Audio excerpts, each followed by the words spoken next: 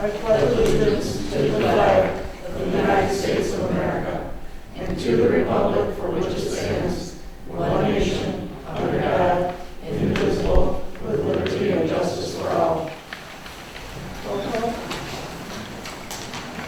Trustee Bellinger? Here. Trustee Mankowski? Here. Trustee Guerrero? Here. Trustee Meissen? Here. Trustee Pancoli? Here. Trustee Colley? Here. President Tridemore? Here. Treasurer Stein? Here. And Clerk Fitzek is here. Public comments on the agenda. Yes, Madam President.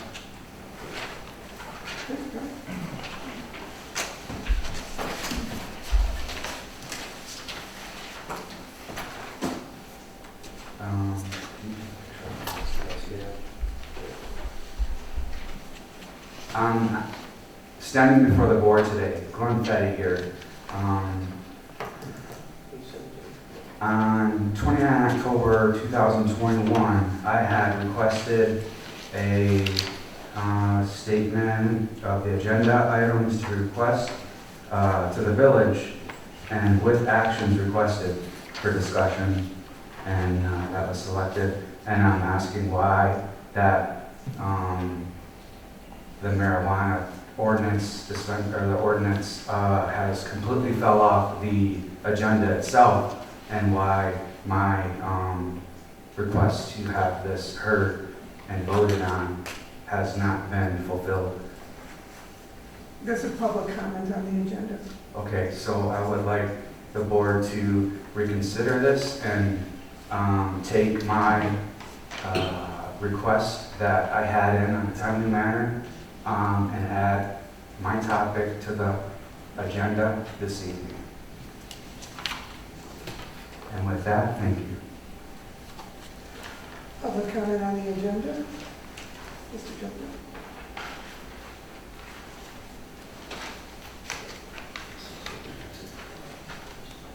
Good evening. My issue is more of a housekeeping issue. The second item is public comment on the agenda, and the third item is the approval of agenda. And I believe that those should be flipped. And I say that because using last month's meeting as a example, while you received public comment, and then you later approved the agenda with 4 items that were added to the agenda, which the public was unable to comment on. That's a good point. So, That's a good point. We will do that. thank you. Thank you.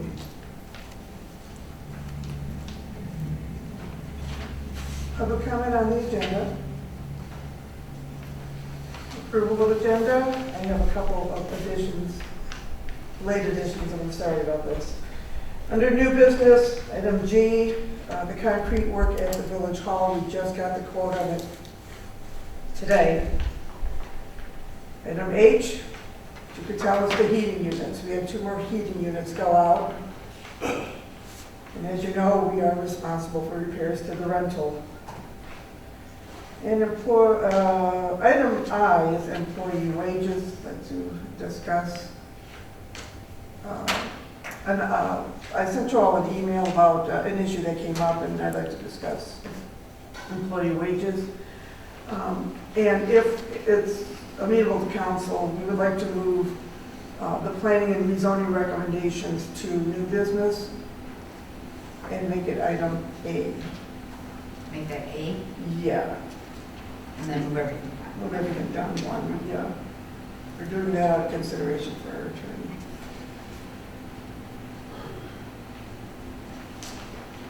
I have a question. Should we reopen the public comments based on the previous comment, based on the new items that we're going to approve? Sure. We should do Yes, that. please. Yes, let's do that, yeah. We're going to revisit public comment on the agenda.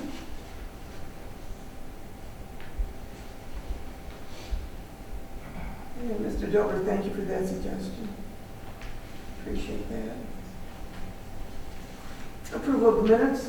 So moved. Hold on. You gotta approve the agenda first. Oh, approval of agenda. As amended.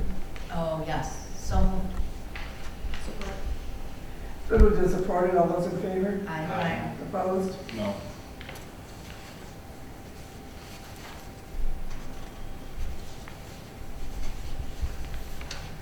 And now we go to approval of the minutes. So moved. Support. Been moved and supported. All those in favor? Aye. Aye. Opposed? The consent agenda.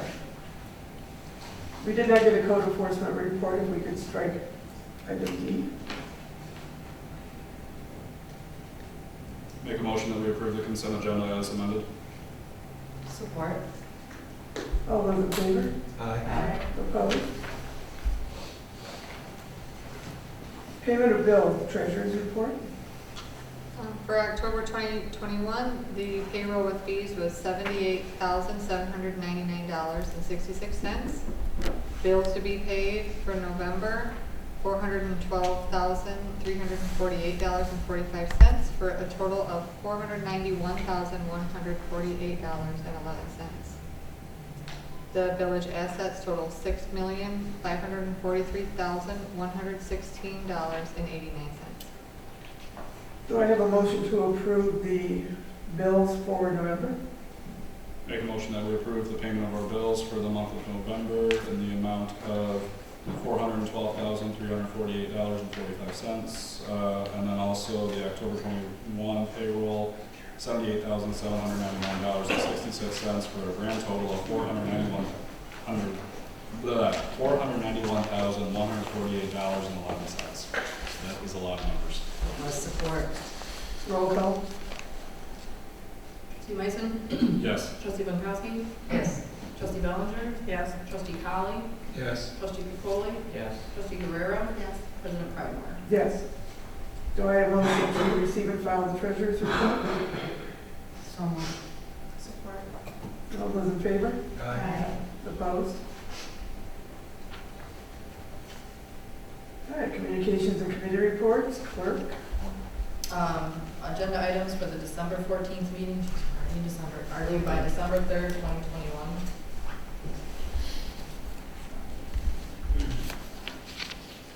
And planning commission report. We'll cover that under the planning rezone recommendations. That's what was discussed at the meeting. And parks and rec. Yes, we have a couple events. The bus charter, one's going to campus Detroit tree lighting on November 19th. I'm sorry, December 19th. And then we have the Detroit Zoo Wild Lights, December 10th. However, I do believe that was filled.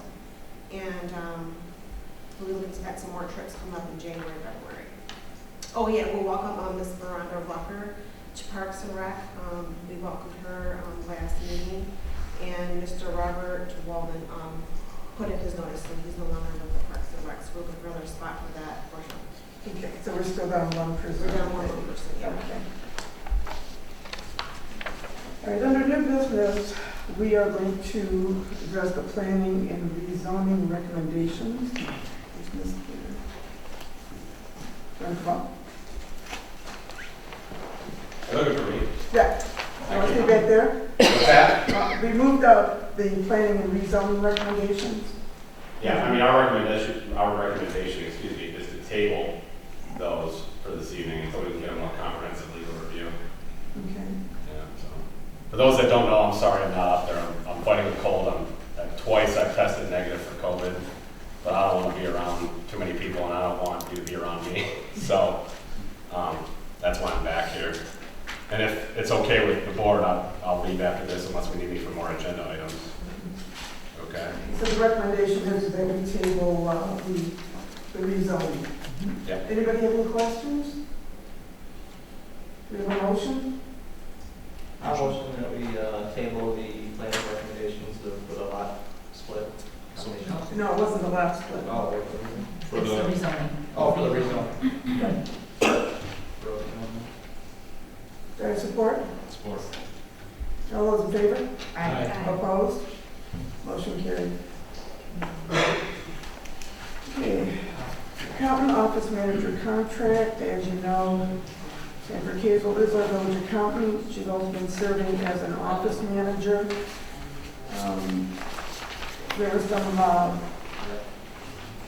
There was some discussion, a lot of back and forth about the contract. We agreed to add what was a letter of understanding, additional funding to act as office manager. We incorporated that into her salary. So there was also a 3% raise, which all employees got this year, with a wage reopener again. And we fixed a lot of the gaps in the contract that referenced benefits in the clerical contract. It said we'll receive the same benefits as clerical. Well, that's really not appropriate in any contract. So we brought up and defined her medical optical that she's been getting. It reflects what was in the clerical contract, but now we've locked it down into her contract.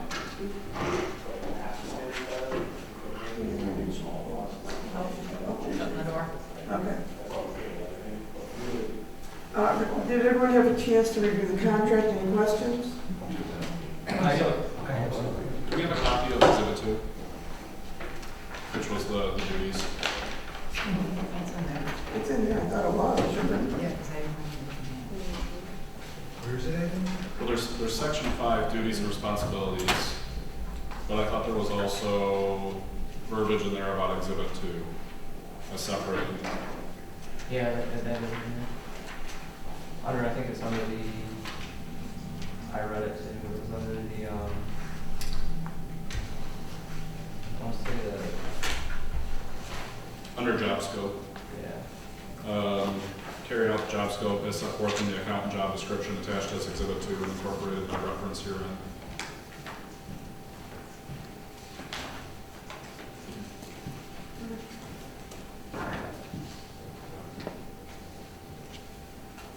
Yeah, and the only reason why I ask is because of last month's discussion about village manager, and I didn't want to, if there was some overlap there, you know, just wanted to kind of take that into consideration. I'm still trying to put something together for next month, hopefully having it on the agenda. So does that have the duties of the office manager in that? Yes, the accountant and the office Yeah, manager. I'd say that it was attached to. That's the only question I had, is we're calling her office manager, we're paying for it, but I didn't see anything in the scope for office manager or what those duties entail. Can you pass that down? Yeah, you want to just pass? Some duties and responsibilities, but I It's just for the accountant. It specifies the accountant duties, This is the same. but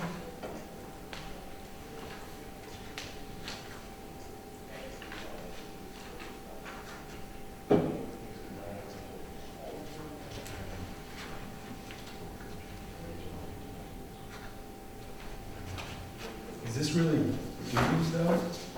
Are knowledge, skills, and abilities the same as duties? That's like a hiring criteria. Qualifications.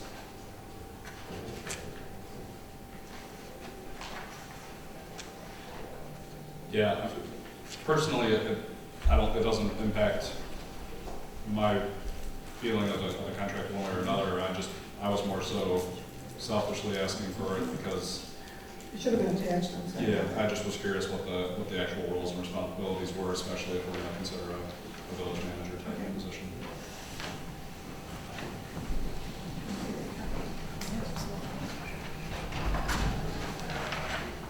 Will that exhibit be in the actual contract itself, if the contract is referring to it?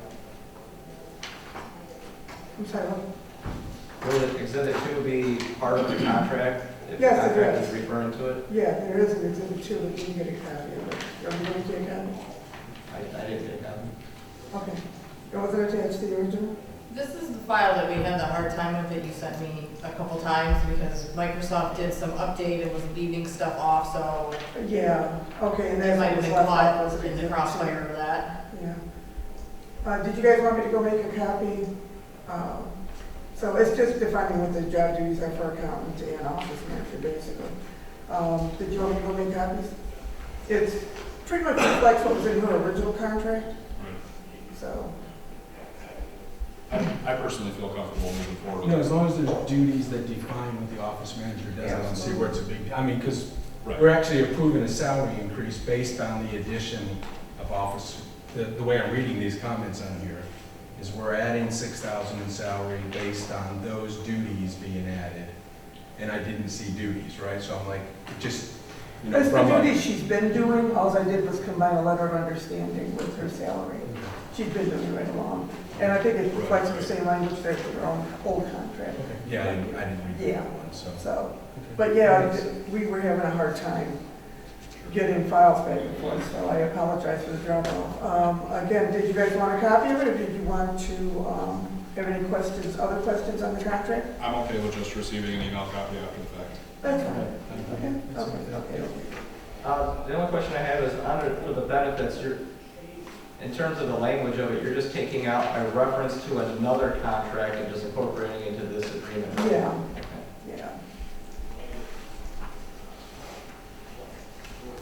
Yeah, after several years of negotiating contracts, I'm really not fond of a contract referencing another contract for a benefit. It's just sloppy. So this just reflects the information that was on the clerical contract. So.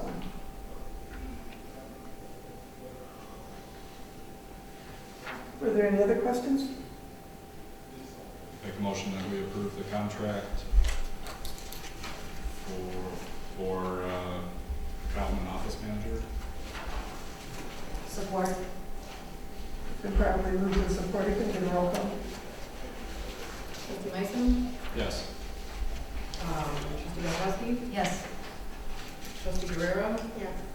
Trustee Capoli? Yes. Trustee Collins? Yes. Trustee Bellinger? Yes. And President Wright? Yes. All right, the Parks and Rec appointment, Ms. Rucker has already begun with our Parks and Rec department, and of course we want to welcome her, but we do want to put a ring on it and make it official. Do I have a motion to appoint Miranda Rucker to Parks and Rec? I'll make a motion to appoint Miranda. Miranda Rucker to the Parks and Rec Committee. Support. All those in favor? Aye. All those opposed? And please tell Ms. Rucker, thank you for stepping up, we appreciate it. Okay, lot split and combination. We had a request for a lot split in front of us. And I believe the properties are up on the board. Is that the property? It is. It is, okay. We have two residents requesting a lot split that would enable, I believe it's the Guerrero residence.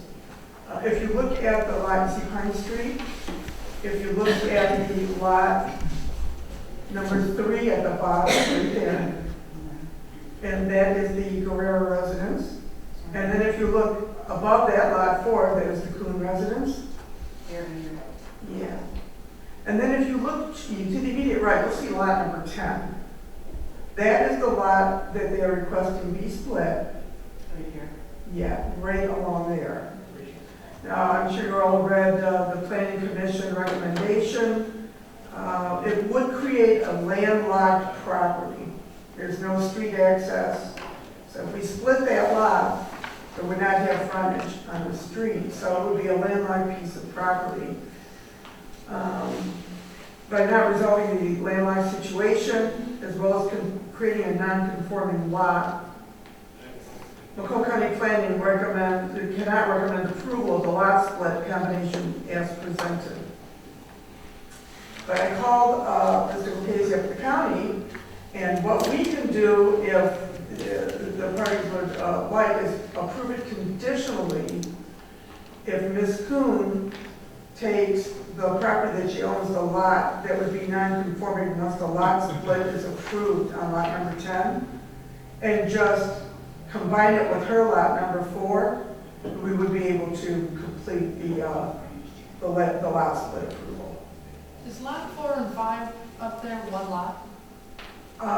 No.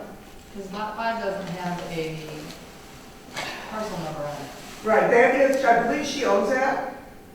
She owns 4 and 5, which is frontage on Pine, but it's the lot behind it, 10, the long one, that is landlocked. And if we approve the lot split for lot 3 to go over to the right, what would remain of lot 10 would be landlocked.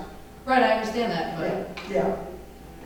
So, I guess, would you be combining it with lot 4 or Yeah. 5? yeah, John said lot 4. 4 and 5 is the same property. I Yeah, thought they were there saying was, at property. what point can I speak? I'm the buyer, Guerrero. I'm the future buyer, so I don't know if it's, once you make your motion, that I can then explain. I think there's some confusion here. Please, go ahead. Okay. My name is Socorro Guerrero, and my niece is trustee Karina Guerrero. So I don't know if there's an ethical issue here on the voting way around. But, okay, Laura Kuhn owns 4 and 5 and 10. Right. Okay, I own number 3, that's Guerrero. If you look above number 5, number 6, to the right of that, that whole lot number 10 used to include that section also, right above number 6. So she's already, as I indicated in the application, this lot has already split, has done exactly what I'm requesting once already in 2012. So the application is a lot split application plus a combination to me on number 3. No different than what happened in number 6 and that portion of number 10 that was approved in 2012. It's the same thing. She allowed a split and a combination up there, and then I'm actually asking for the same thing, and she's going to end up with that parcel, that portion of lot 10 that abuts 4 and 5. 4 and 5 are hers. Her house sits on 5, and her driveway is right between 4 and 5. So is lot 8 right now landlocked then? No, it's a common name. No, right now, lot 10 is already landlocked. Lot 10, yeah, I mean, that's always been, it's always had, 1, 2, 3, 4 frontal properties. That's always been, in the back of 6, 5, 4, and 3. And Laura in 2012 allowed a split and combination to the owner of number 6, and that little section is there. So all I'm asking for is a split and combination to mine, and there will be access to my property, because my understanding is if you combine the property, then that comes part of my parcel, number 3 and that portion of 10 become one property. Just as 6 and 10 up there did. Yeah, I think the Macomb County planner is suggesting that lot 4 and 5 absorb the rest of 10, so it's not Yeah. just this Yeah. little He's landlocked literally area. asking for And exactly she owns that. already. She owns already. Yeah, Laura owns all those 3, 4, 5, and 10. They're not, like, she's buying a portion of it. She's So- just extending It's the private lot. land. It's private land. Okay. So lot 10 is owned by Laura. Yes. So he's suggesting that she absorb lot 10 with the 4. property Laura already owns. I don't think 5, 4. 4 and 5 are both Laura's. After my, Then, yeah. yeah, So it's not landlocked anymore. Laura. She owns the adjacent property and she owns the landlocked property. yes. No, but they're recommending. She's splitting off the bottom part of the property The to. bottom end, Yeah. okay. I agree with you, I'm not sure they're correct. She has split up the bottom and the top. But if she, assuming that you approve mine, what she has done is actually just said, this is mine.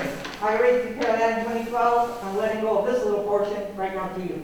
Yeah. So, yeah, so she just said, I just want, once, think of it. Laura is not. So the person who owns lot 4 and 5 isn't here? Laura's not here? Laura King is not here.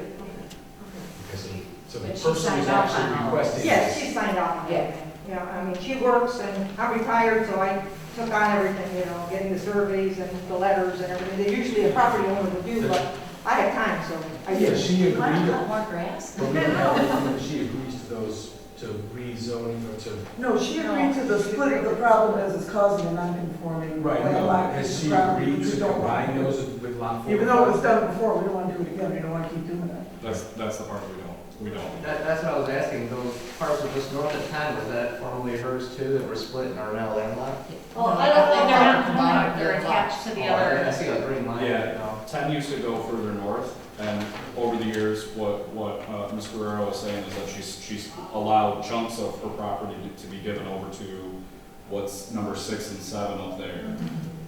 So now she's willing to do the same for number 3. For number 3. But they combine the parcels a little bit They do. conforming, right? Yes. So the same thing would basically have to be done here. Technically, every time that they split it, they allow 10 to still be a non-conforming lot. But it isn't landlocked right It's now. not It is. landlocked. Once It it's, is not. You It can't. is landlocked right now. It is landlocked. So there's no access to 10? There's no street access to number 10. Okay. Because Ms. Kuhn has not taken it on as part of her parcel, which has frontage. So what we're asking is to stop creating non-conforming land use. If she would just take the remainder of lot 10, not what you want, but the rest of it, and just combine it with her existing lot, which has frontage on Pine, then it would be fine. And So, that'd be the next logical step, I Yeah. think, right? You know, we 'cause- would like to, you should talk to her. If she's willing to just say, we'll combine lot, I can't see the numbers. 4, 5, and the remainder of In 10. the remainder of 10, if she will just combine that, then we will not have a non-conforming land use, and we would be able to grant your lot split. okay, so what you're telling me is that although you have approved, not you, but the council have approved lot splits and combinations before, at this point, you are no longer willing. It shouldn't have been done before. Okay. That's the problem. It should not have been done before. Okay, but my argument also is that the parcels that she split, at least the one above her, number 6, the same as mine, my application, what has been submitted was a property split from her and a combination to mine. Once it's combined to mine, I have a driveway. It's no longer a landlocked property. It's part of my. That piece of it, but the other remainder piece is still landlocked. The piece that she's So they're- keeping is Yeah, but landlocked. that's always been that way. Yes, And but- it will continue. Her situation is not going to be any different once mine is, my request is, and her request and mine, to split that little section. It's still going to remain the same as it always has been. Had I not brought this up, what would you have done for her to make all number 10, 4, 5, and 10 to conform? Unless some action was taken, that would remain in perpetuity unless somebody took some other action. Right, what she's basically saying is she's taking a large parcel that's not conforming and then taking a portion of it, making it conforming. Exactly. Right, but what do we do with the rest of this non-conforming? I mean, that's, It's still leaving the rest of we're taking it, if we have a non-conforming now, if we grant a request, we still have a non-conforming later, with more property actually being conformed. I guess all that's being asked is to combine the remainder into lot 4 and 5. Nobody's saying, no, don't do it. We're just saying, do it, but combine it to make it a conforming lot. You're saying do both. Right, right. Yeah, just that third step has to be done, the split and then The the pro- right. combinations. The only holdup is just that Mrs. Kuhn isn't here to, to agree to that. Yeah. So how could we expedite this for Mrs. Guerrero? Well, right now, if we vote to approve the lot split conditionally, and we could talk to Laura, and if she agrees to say, yeah, I'll just, attach to my lot, then we're good. So we can approve it conditionally tonight, but the county is recommending that we don't keep creating non-conforming lots.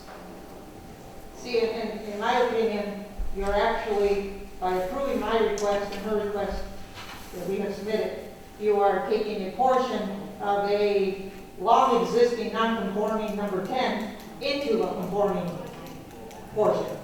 That I'm asking for, that 10.10 acre, that will then become conforming because Right. What about the rest of it? I'm combining it with mine. What about the rest of it? We agree, we're just hoping Yeah. to kill two birds with I one think stone. it's just a matter of just combine, so then there's gonna be 2 lots there. There's gonna be your lot, the first one, Which is conforming. which is conforming, and then Mrs. Kuhn's lot will be conforming. Like those 3 pieces of the pie, those will all be hers, but all together combined. So it's not that we're gonna say no, we're gonna say yes with the condition that she has to incorporate all 3 of those together. The rest That's of all it is. So what you're asking is that Laura submit another application for combination of lot Yes. 10 to lot 4, whatever's left of Yep, lot yes. 10 Correct. to 4 and 5. Yep, Correct, yeah. yep. And then that way that resolves the remainder of what's left of 10. Now it will be attached to the other 2 lots, it'll all be conforming. Well, I mean, there's already, there's the same access that I'm going to be granting to that 110 down here and the other people that are there. There's a driveway. I mean, her house, number 5, has a driveway, and that's where they drive in to clean logs and whatever, and number 10. And it's Right. property. So once she absorbs the rest of 10, then the rest of that is good. And I would imagine, I mean, I can't make any assumptions, but I would imagine that would be the next logical step for her anyway, is if once she splits off the lot and gives you that part, you know, she might as well absorb the rest of it, right? And just add it to her property so it's all one lot. Because at that point, there's no sense in splitting it off anymore. I understand. The only problem is cost. You know, it's not inexpensive to hire a survey company, you know, it's close to $2,000 to get a 1/10 little portion here. And I mean, if you're gonna approve it conditionally, I can't speak to her financial situation, but I know that, you know, close to $2,000 just for a survey and going through the whole application process. This was a time-consuming process. It's not, you know, just fill out one paper and it's done. And it's property's unique and so forth. But, you know, it's unfortunate if my request and her request is not approved at this time because she has to do that. I don't know if she's going to be able to do that anytime soon. Would another survey have to be done? I don't believe so. The survey was just the split, not the combination. You would need a new description. Yeah. That's all. The survey already done. So Yeah, once, The legal Yeah, the description survey would need that to be was done by updated. D&J, it covers it's quite So well once- done. But sorry, so once we do the lot split of 10, if assume we do the lot split of 10, then what's remaining would then automatically have a new legal description, right? But not Because- once you combine it then. You have to have another new legal description once you combine To it. combine it, but Yeah. do you need to do a survey to do a new legal description when you already have the legal description of one and you have the legal description of the other, you just combine? No, you already have the survey, you just need to produce the new legal. Yeah. And describe the new combination lot 4, 5, and the remainder. And would that still be at the expenses, Yeah, I don't know what they're gonna charge you. They already done the field work, so they're just producing a new legal, couple of hours. so when you say you're just producing, who's producing it? Whoever did the survey did. Well, they wouldn't need to do a whole new survey. Okay. Yeah, but they're describing the new legal as the professional surveyors.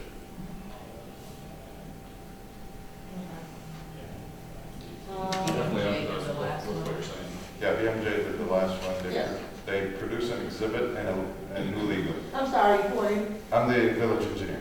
Okay. So there are 2 exhibits. One is the drawing and one is the legal. They describe the existing exhibits, lot 3, lot 10, and lot 4 and 5 together.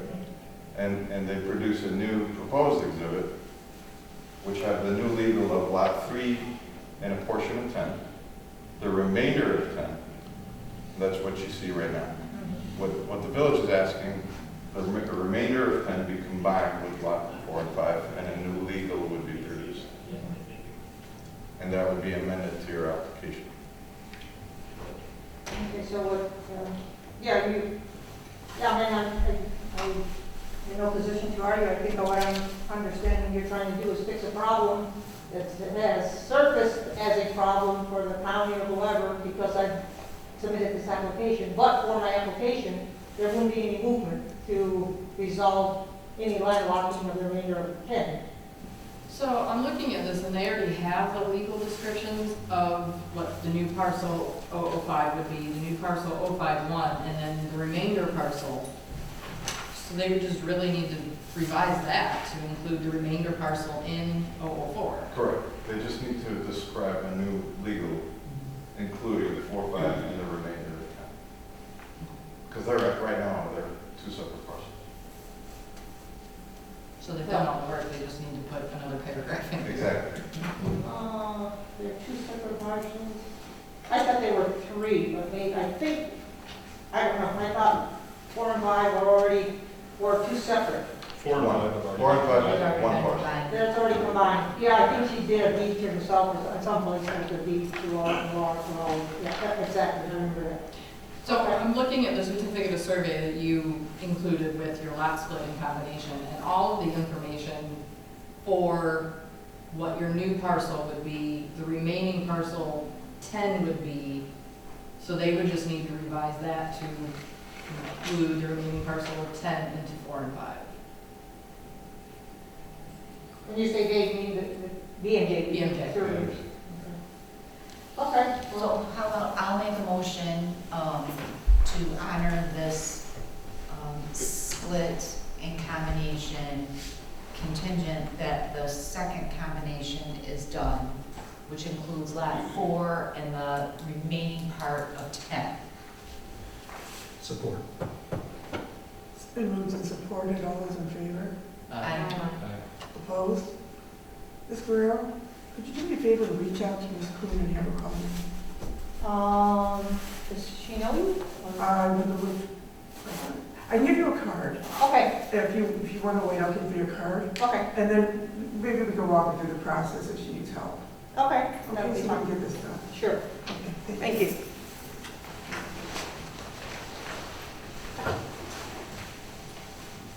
The Comcast Essentials Program, as you know, we're getting money from the American Rescue Plan, and part of the limited services we can use it for is broadband. They want to, the Biden administration wants to ensure that low to moderate income people have access to the internet. One of my requests that I'm going to make, and of course we all have to sit down and decide how these funds are going to be dispersed and what they're going to be used for. One of my projects would be the Comcast Essentials Program, and I already talked to a Comcast representative. I gave you guys copies of the postcards. It's very simple. We never got that. Huh? We never got that information. I did. You got it? Wait, hold on. Maybe it was not attached. It wasn't attached, it was the email that said the printer was being a pain. Yep. Yeah, it was horrible. I didn't get I'll it. give you a copy of the postcard. It's this big, and it says it costs $9.95 a month for low to moderate income families that qualify. And what I just want to present the information to you, let you know that Comcast does have a program for $9.95 a month. And we would be able to provide internet possibly for up to 50 families for a year. However, after I added this to the agenda, I just found out that part of the Biden infrastructure, the $1.7 trillion package that just passed, part of that is broadband. And some of the SEMCOG meetings I've been attending and MNO meetings indicate that the federal government might be willing to offer $50 a month to low to moderate income families. So we're keeping an eye on that too, but I just wanted to make you aware of the program, that this is an available usage of the American Rescue Plan funding that we're getting. And we will be discussing this at our budget hearings when we start our budget talks in December. So, and we also have to talk about the American Rescue Plan funding because we were just approved for $516,000. And very shortly we'll be receiving the first tranche, the first half of it. So we have a lot of conversation about the acceptable uses and how we can use the funds here in the village. Mrs. Primer, will we have a workshop about those funds? Well, it's going to be part of the budget workshop. Well, I figure we'll just do both at the same time. Okay. And Robinson Financial, where's the... Oh, wow, that's okay. She just said, bye-bye, have fun. Well, I was gonna... She got her contract. She got her contract. No, I was gonna ask her to talk about Robinson Financial. Sandy and I have been in talks about trying to find a higher income investment vehicle for our excess earnings, including our fund balance policy, our rainy day fund, the fund balance policy. Right now, with Michigan School and Government Credit Union, we're getting like 0.05% interest on the account. It's around there. Yeah, it's low. So we did some homework, and we wanted to find a fixed income asset manager, and they are scarce as hen's teeth. We found one in Massachusetts, PIMCO, and then we found Robinson Capital, which works out of Grosse Pointe. They're local. Full disclosure, when I was on the pension board in St. Clair Shores, Tal Gunn is with Robinson Financial. He was the CFO of Munder Capital. So I knew Tal from the days that I was on the pension board, and I know Joe Homiak from the Shores. So, but this is something that I want you guys to review. There's no rush on it, but I wanted to introduce the concept of Robinson Capital and fixed asset income management. This vehicle, this investment vehicle, it's not really an investment vehicle, it's a bank, is what it is. They are different from your traditional investment firms in that it is totally liquid. It's like a checking account.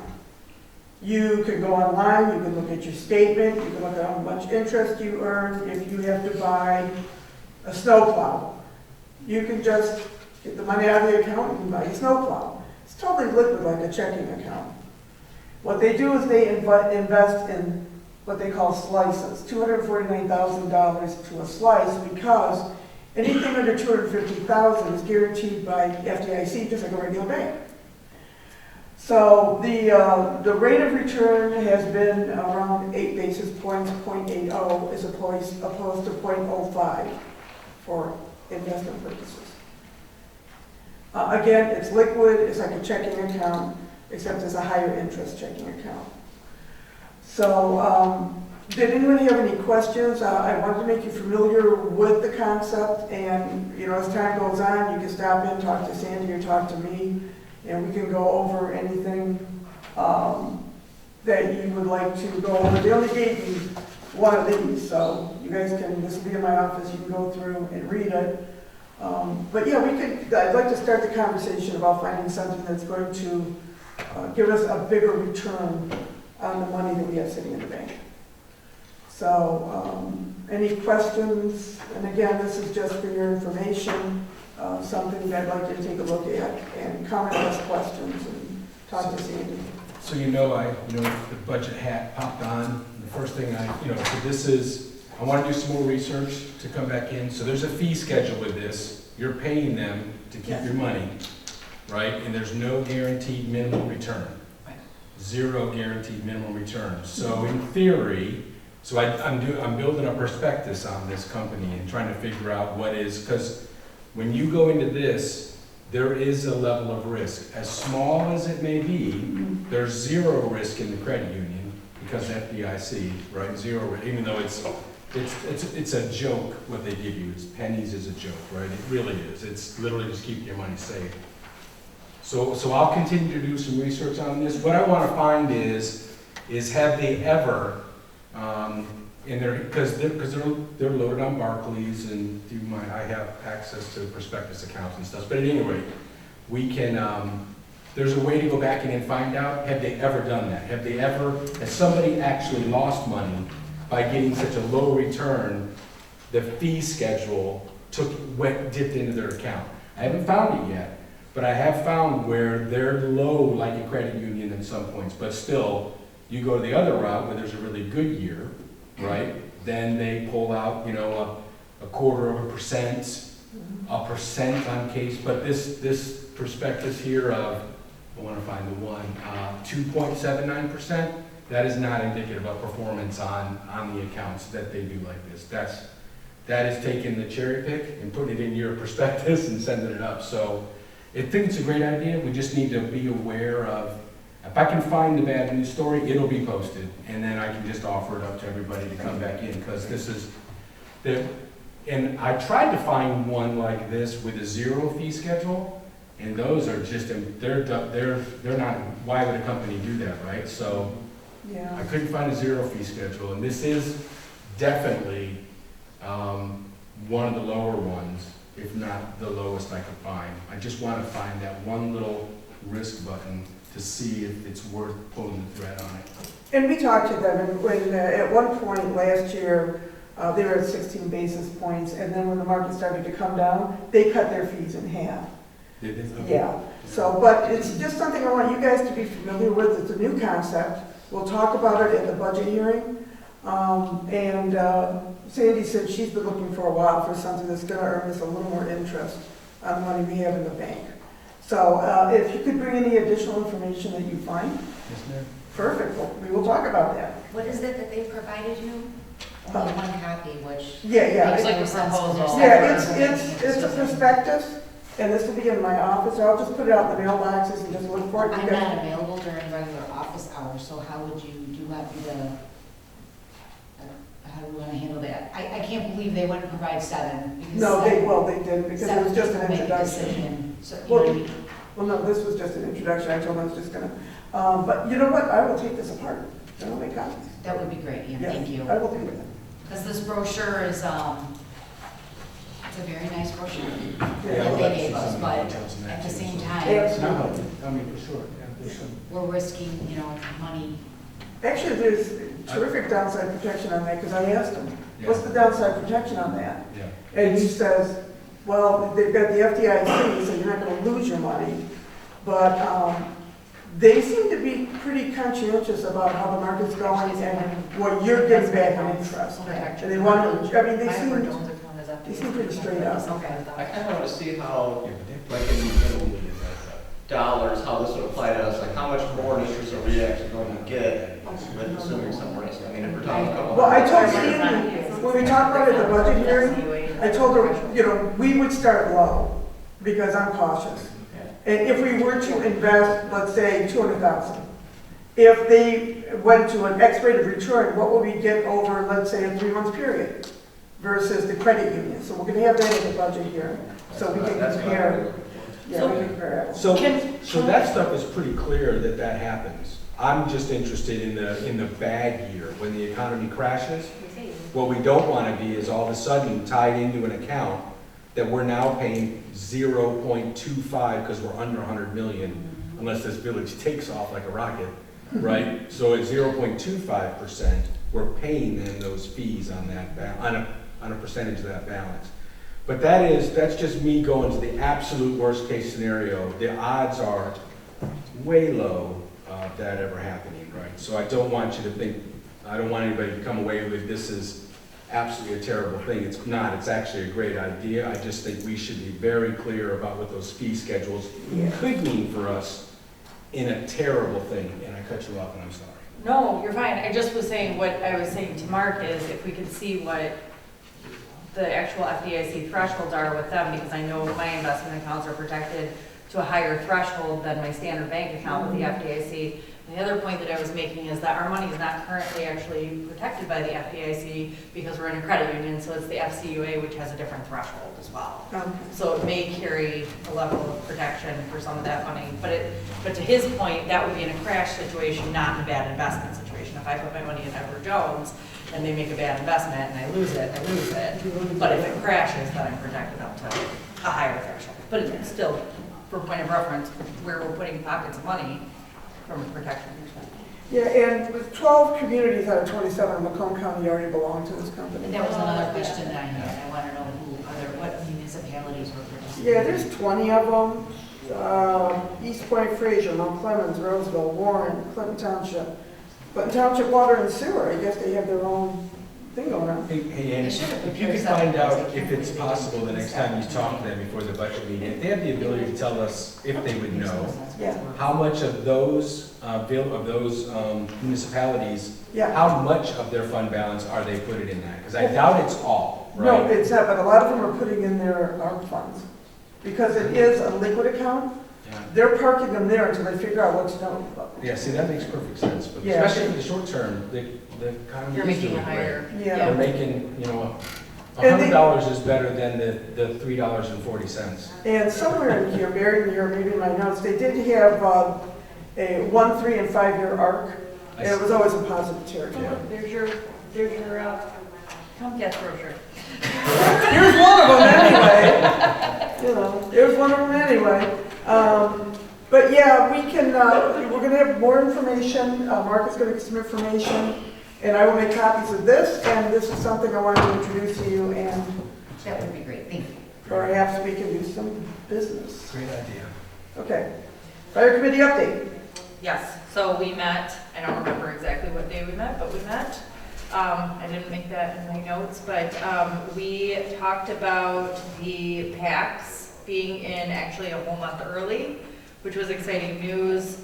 At the time that we met, they were still looking for a way to liquidate the old PACs, which would be either donation or sale for marginal value. But the problem is that, of course, they're outdated safety equipment, so they'd be good for training, but maybe not so good in practice unless it was an underfunded department in a smaller area. At the time that we met, they hadn't had any luck. I don't know that that's changed. The outdoor lights were updated. There was some painting that had been completed. They sold engine 2, and they are looking at what we've recommended, which is really a 5-year budget trajectory for improvements and regular things that are going to need to be done. And then we also discussed the community dinner that's going to be on the 19th of November and the registration for that, the ARP funds briefly, and there was a question for Sean in regards to insurance for employees, which I have to email still. And then the final thing that we did was that we actually scheduled out the next year's, because we were at the end of our schedule. So the next year's quarterly meetings, which I emailed over tonight for posting. So that's January 25th, April 26th, July 26th, and October 25th of 2022. Did you talk about a fire position? We did talk about a potential full-time fire position, but we didn't get too in-depth with it because we had a question in regards to insurance for Sean. Oh, okay. Yeah. Okay. Thank you for the update. Yep.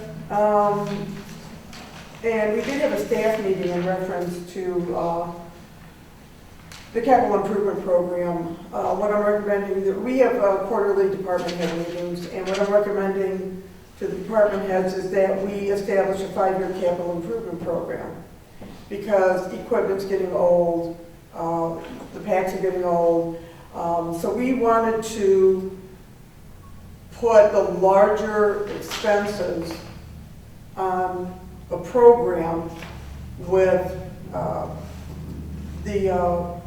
what am I saying, what am I thinking, what's the word I'm thinking of, where they age out, depreciation, with depreciation.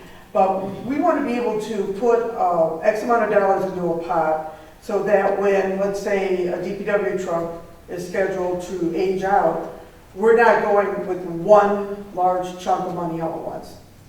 We're pre-funding the pot, so 3 years from now, we've got the money for it without a huge, massive ding to the general fund.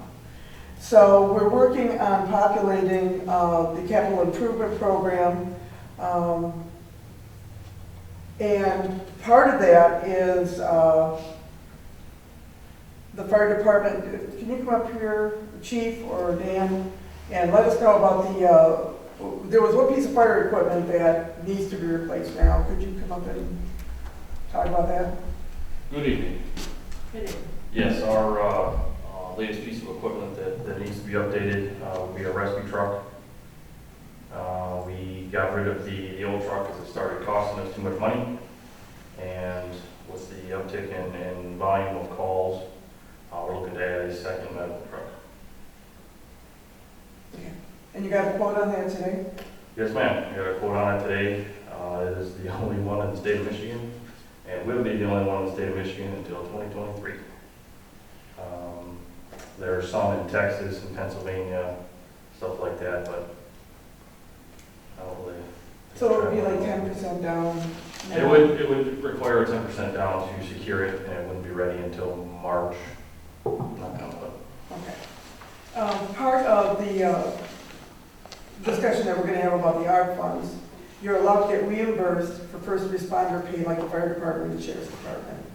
Once you get reimbursed for that funding, you're able to use that funding for things that you need, because you're getting reimbursed. Once you get reimbursed, it's your money. So a discussion is going to be about getting the funding, getting the fire department reimbursed for some of their payroll, and using that to get this very necessary and very scarce piece of equipment. So, thank you. And part of the conversation, I think, that they started at the fire committee was a full-time fire position. We're going to with your permission, do some more homework on it. We had a full-time fire position back until, I think, 2014 or 2013. Chief Jenks was a full-time fire chief. And with the change in the demographics, we're now all past 6,000 residents. We're not the same village as we were back in 2014. And I think that we need to position ourselves to having the public safety, police and fire departments that we need. You're doing the homework on public safety. And I think part of the conversation has to be reinstating the full-time fire position. And if you guys, you want to give me your permission, we can start doing some homework on it and getting facts and figures and seeing what the duties would be, what the pay would be, the benefits would be. If you guys want us to move forward with looking into a full-time fire position. Do we have an idea, the full-time fire position, is it the fire inspector that we've talked about in the past, or is this like a? No, this would be a new position. It would be more a line of a public safety coordinator. They would work with the law enforcement coverage for the village as well as fire coverage of the village. They would be responsible for fleet control, training, certification, personnel retention. The list can't go on and on. If we do move forward with it, we would explore all the duties that that position would entail, but it would dovetail with law enforcement, because that way, emergency response, first responders, they're on the same page. So that's kind of what I was thinking. So, but again, no vote tonight. We just want your permission to, if you think it's a good idea, to move forward and explore the option. So That's not really, sorry. That's not really the conversation I recall us having at the fire committee regarding the full-time position. Correct me if I'm wrong. No, you're not wrong. Actually, the conversation that we had was that it was something, because we've been, ever since we started the fire committee, and in my opinion or interpretation, really was that we've been looking at a 5-year, not like yes, if there's something that immediately needs to be addressed, get that out of the way, and then let's see what the next piece is. So that actually, when I said there was a question in regards to, insurance with Sean, that was exactly that, due diligence for future. But I didn't think it was like, I interpreted the conversation to be the same way, that it was more of the future thing, and then we were gonna continue to have over the next couple of years conversation, or not have the conversation over a couple of years, but continue to have the conversation as to how that would be affordable over the next couple of years to make that happen. If that's how I thought that, we definitely talked about the truck, we talked about like several pieces of like a 5-year arc, but, and then I know that the ARP funds kind of were brought into like, how could that be used for the truck or either or, but I guess I didn't.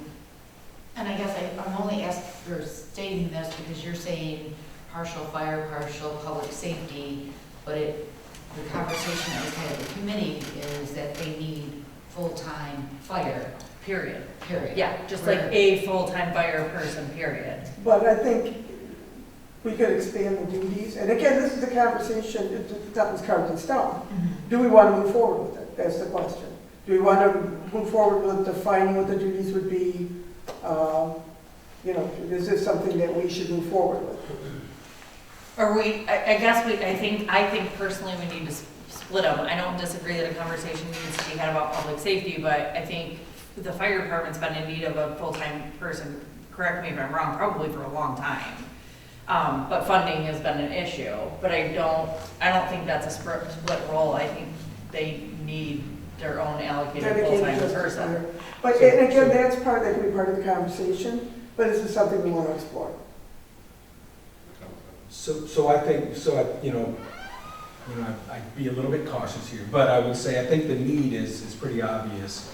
Just watching, just that everybody can see that. I think what we have to do is focus on the staying power of the long-term position, right? So, when you get into it, I think that goes back to the legality question potentially of where we're applying funds. Because what you don't want to do is something that's short-term, that doesn't have the long-term funding profile, that it can be sustained out, right? Because then you're not helping the fire department or the village, but you're also not helping out whoever that employee is at that point too, right? So I think you have to have a discussion about, first of all, I would agree, exploring it only makes sense, right? So with any, like the village manager as well, right? So you got to explore it to figure out, but when it comes down to the cost, you got to look at what's internal in that budget now, what you're going to pull out of that, if you are pulling all out of that, and if you're not going to pull out of that, and you're going to pull out of the general fund, then you got to I think we have to walk the dog. Is that a sustainment? Can you sustain that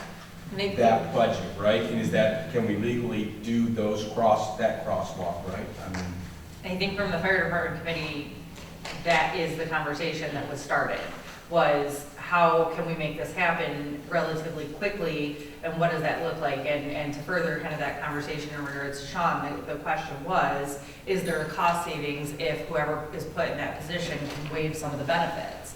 Like if they don't, like I know, 401ks and those things have to be offered, but if somebody were to not opt into those or medical coverage, is there a cost savings? And does that make it over 5 years, 10 years, 15 years, a more sustainable budget within their own allocation, or do we need to? And I felt like that's where our conversation started personally, was like, is there a way that we can make this feasible sooner than later, first of all? And secondly, how long can it be sustained? Or if we project increases to the fire department budget, which I know we never get, but if we do like a 5 to 10 year trajectory, we can kind of see, like if there were 60 open building permits this year and 110 last year, and this year we got, it stands to reason though that if we have 50% of what was last year, then our projected increase should be around 50% of whatever last year's was.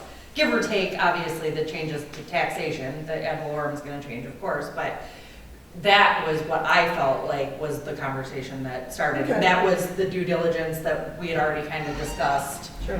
In addition, I don't think it's just another full-time person added into the mix. I think it's adding the hours Into an existing schedule. into an existing Yeah. part-time, so it's not. And Right. But again, this is just looking for your approval to move forward with the exploratory part of it. Should we do it? I personally think that they're two different issues. I think if this is not full-time hours added, this is just some added hours added to a current position. So it's not a 40-hour-a-week add-on. And I think we're currently under contract with the sheriff, and maybe we should explore that before we start diving into finding. I think we could do both at the same time. We're gonna multitasking. Does anyone else feel? So are you gonna have a committee for that? Well, we're going to start initial talks with it, yeah. Okay. But, The other thing that I think is worth mentioning is, there was some discussion last month about code enforcement. If the person, if we did have this full-time position, if they're not responding to calls, could they be going around and working some code enforcement activities on behalf of the village? I spoke with a couple people today, and the treasurer in the village, or township of Ray, says that they are also looking for a part-time code enforcement as well as Armada, and that it might be something to discuss, finding someone who, is interested in. shared services? Yeah. Yeah, that's a nice conversation. Yeah, we should look into that. Okay, then, yes or no, folks, should I move forward with exploring the possibility of a full-time fire position? I'm okay with I make a motion that we move forward with the exploratory. I don't see the harm. Is it just fire or public safety fire combined? That will be discussed as we explore. And are you gonna do this via committee, or is it gonna be the full council? Right now, should we just get some facts and figures together? Yes. Okay, so are you doing that then, I guess? Yeah. Okay, that's do what, it. okay, because you're using the term "we," so that's what I'm saying, well, who's gonna be participating? Yeah. Okay, that's what Yeah. Okay. So do I have support? Support. All those in favor? Aye. All those opposed? Thank you. Concrete work at the Village Hall, and I apologize for the lateness of the quote, but D&J Contracting, they're the one person there responded to replacement of sidewalks. It's just difficult to get any kind of company or anything. But there was some concrete work that needs to be done around the village building. You got the quote. Did anyone have any questions on the replacements?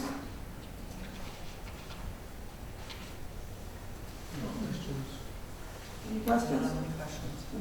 The only question I have is, I know a little bit, I can't remember when, but I remember there was some talks with the building owner, and they did help out with some of the maintenance in here. Are we still having these conversations, or no? Because Since this the one's not lawsuit? bad, but the next one's pretty big.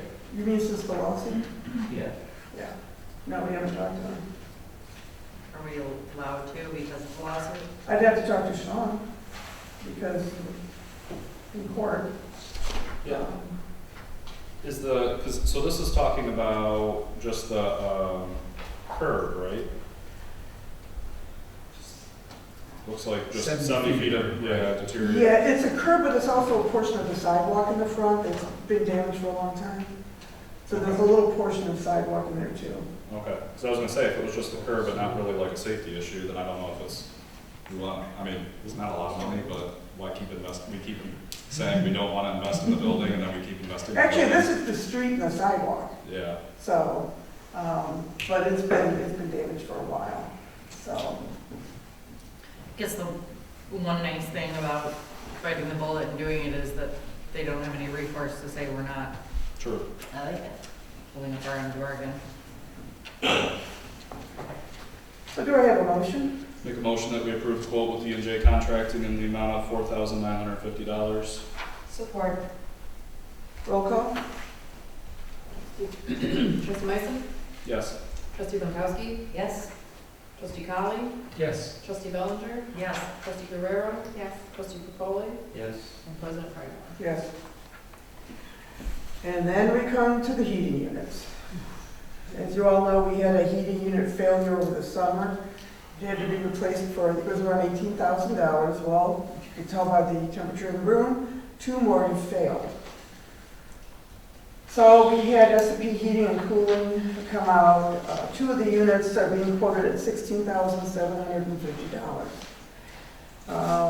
As you know, the building lease says we are on the hook for all repairs to the building, since it is a rental property, and I think I'll reach out to Sean too, though, and see if the landlord would be willing to share in the pain. Can we make a motion that approves it and contingent on, I mean, like approves it if we get a negative response so that we're not. Well, Yeah, we just approve up to the quote price. Approve up to it, but see if we can do due diligence in the meantime. That way we don't have to worry about coming. We can approve the amount and I'll reach out to them. If they give us a check, I'll let you know. Yeah. That sound good? Just that way it's done. Sweaters and personnel Yeah. heaters are cheaper. Well, I personally find it very It is comfortable. comfortable. We just go to Walmart and get space heaters. Yeah, no. But yeah, For once, I'm not sweating through. I just prefer to be able to get it done. yeah. Yeah. And we've worked with this company before. They've been very good. And this is $2,000 a unit less than the first one. So we were kind of lucky that he popped up and was able to give us an estimate. And there are only, I think, 3 units up on the roof, so we're good. We're good. So do I have a motion? Make a motion, we accept the quote from S&P Heating and Cooling, up with a grand total up to $35,510. Correction on that, they charged us tax, they're taking that off the bill. Okay, correction, so for a grand total up to $33,500. Support. Roll call? Trustee Mason? Yes. Trustee Bellinger? Yes. Trustee Guerrero? Yes. Trustee Pankowski? Yes. Trustee Capoli? Yes. Trustee Colley? Yes. President Franklin. That's a very reluctant yes. That's how I felt, that's how I felt. But again, I'll talk to Sean and see if he'll reach out to the landlord and see if he wants to share the cost. Okay, employee wages. I sent all of you an email and made you aware of the situation that arose. And it put into focus that if we have to hire someone, and there was a possibility we were going to have to put out a one ad for somebody to work at the DPW department. the general laborer entry level is $15. They're making that at McDonald's. In this labor market, the chances of getting somebody to apply for a position like DPW for $15 would have been kind of remote. So I did my homework on the Michigan Municipal League website and compared municipalities with our general population and their general taxable value, so that we know financially where they're positioned, and I sent the information to you. And as you can see by the communities that I sent you, we're woefully underpaid our DPW personnel. For example, E-Course, population 9,500, starting wages is $18.40. If you go to Ludington, population 8,000, starting wages $19. Three Rivers in St. Joseph, population 7,800, their starting wage is $18.68. Now, we do not have any employees now that are entry level, so we wouldn't be paying anyone. The additional money right now is what happened when we hire someone if we do raise the pay. But raising that pay, I talked with the Teamster rep today and Jason Davenport and their Teamster negotiator, and we looked at the figures right across the board, and they're still being kind of underpaid. So I asked Sandy to do a spreadsheet on what bringing everybody up that is currently working 50 cents an hour, which would put them at the bottom of the pack, but still a little bit higher. For example, general labor after 1 year, we have one employee at that level now. The total cost would be $708 until the remainder of the contract. Utility worker, we have one at that level. Total cost for the increase would be $708.41. The foreman crew leader, again, it would be the same cost.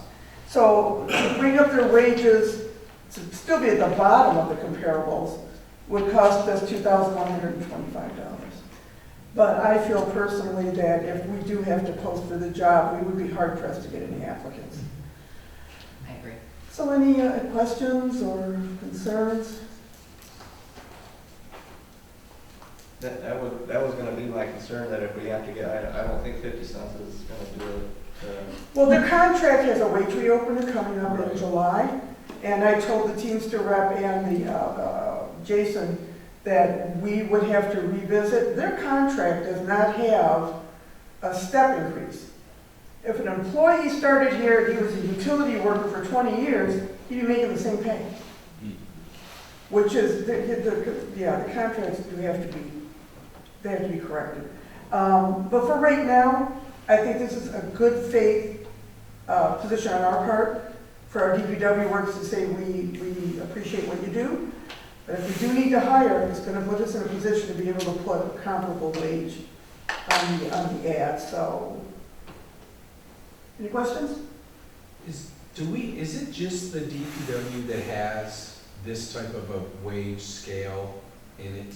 I fixed clerical, yeah, this is the last one. So we're not like singling out one portion of the workforce and giving them a pay raise separate from other portions of the workforce? No, as I've been negotiating the contracts, like I did with Sandy's, I put the appropriate language in her contract and didn't reflect another contract. Again, it was just laziness on, anyway. But yeah, I've brought up the clerical contract, they do have step increases. And Sandy has longevity after so many years, just like clerical has. So I'm trying to bring everybody up on the same page with the same language. So then and I have to apologize, when I was negotiating the contracts, I had a lot going on. And I looked at Jason and I said, with 3%, as the rate of inflation was 1.7, plus another 1.3, because we appreciate the work you do, is 3% okay? And he went, yeah. So that's what we did. But we're going to fix it in July. So. Do I have a motion? I will make a motion to the rate increase of 50 cents, correct? per hour per position in the DPW. Second. And $1 for the general. I'm sorry, and $1 for the general Labor. entry-level position. Support? Proposal. Okay, roll call. Trustee Bankowski? Yes. Trustee Foley? Yes. Trustee Guerrero? Yes. Trustee Meissen? Yes. Trustee Colley? Yes. Trustee Bellinger? Yes. And President Pridemore. Yes. Code enforcement position, do we have any of the applicants here today that were invited? I copied you on the email that I sent all of them, asking them Yes, you to did. appear, and only one of them responded, and he said that he's no longer interested in being considered. That's right. What we will do is I will get the community names from Amanda if you guys would like, and we'll see if we could do a shared code enforcement. That'd be awesome. Yeah. We'll do the 3. Yeah, absolutely. There's also a company called McKenna Associates, and they do code enforcement for a lot of communities. So if this doesn't work out, and I really hesitate not to have a code enforcement officer for this long. I mean, we are entering the winter months, and hopefully the weeds won't grow in the winter. You don't know with this weather. But worst comes to worst, we could also reach out to McKenna Associates and see what it would cost for them to do code enforcement for our community. That you handle code enforcement for many communities, as well as planning and development. So, but first we'll reach out to Armada and Ray, you said? Yeah, it was Ray Township that I spoke to today.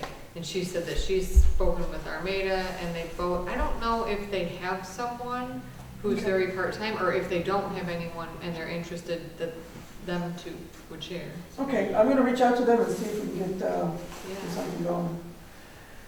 Okay, the residential variance resolution. We talked last month about dropping the residential variance fee down to something a little more reasonable. And I believe it was $400. Copy of the resolution should be in front of you. Any questions or concerns? Do we have a resolution number? 2021-014. Make a motion that we adopt resolution 2021-014, a resolution revising residential zoning variance application fees. Second.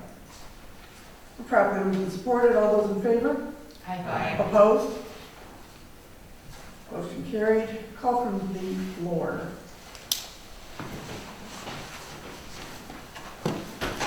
My name is Louis Kincaid. Excuse me. And I heard you said that we have a full-time fire chief. I'm sorry, what? Do we have a full-time fire We chief? had one. We don't now. Who is the fire chief now? I am. They're behind me. Who? Bob Lucy. I have been since 2017. I talked to you with that. Yeah, but I heard you call Daniel chief. The assistant. I said assistant. Oh, my bad, I'm sorry. Okay, thank you. Sorry about that. I got a little frog in my throat and I'm lucky everything's coming. Yeah, Call from the floor. Call from the table. We had the resident who had requested an item to be added to the agenda tonight, and that was rejected or tabled until next month. I think, we should probably at least give the resident, the reply back of, or an explanation of why we're not accepting it. Just as in a broad sense, that if somebody puts in a request for a topic to be added to the agenda, if we're not going to add it, we should probably let them know, because they came to the meeting today thinking that it was going to be on the agenda, and it wasn't. Yeah, we can let them know to add contact information to the request. It looked like that was a name in the word marijuana. So we voted not to do a committee last time, which I took to be his answer to his request. But we're not pursuing, we voted to not pursue what his request was when he was on the agenda. So I was a little bit confused about, so maybe I don't know if we can reach back out to him and say, we voted to not move that effort forward. So it's like he had an expectation we were doing something in this committee when I didn't think we were taking any further action on that. There was a little confusion at last month's meeting, because we thought that although it ended up in a tie, we thought there was a comment made about bringing it back when we had the full council present. Correct, that's what I heard also. And you know, I think we can owe that to the residents to, There was a tie? well, no, the motion failed, it was 3-3. We had Yeah, an it absence. was a 3-3. Oh, So it was 3-3. I missed that. So on something like that, certainly, I think the full council should be able to vote on that. And even if the council votes no on it again, they're gonna come forward again and again. Yeah, I think because the comment was made last month about having the vote of the full council, that's the only reason. Yeah, it was that.